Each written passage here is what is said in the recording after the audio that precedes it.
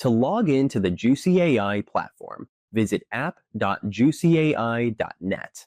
Then enter your email address and password.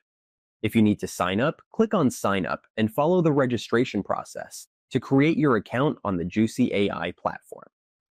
The Jucyai dashboard is shown below.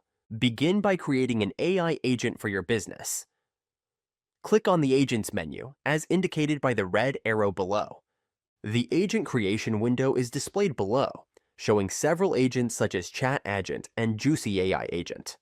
To create a new agent, click on the Create button. The Create a New Agent dialog box will appear. Enter your preferred agent name. In the Training Collection drop-down menu, you can select a training collection if you've created one previously, or leave it blank. Then, click the Create button. Note, there is a separate tutorial available for creating a training collection. After creating the agent, you're ready to give it a personalized identity. You can upload a profile picture to help establish trust, assign a name for the agent to introduce itself with, and choose a personality for the AI agent to adopt.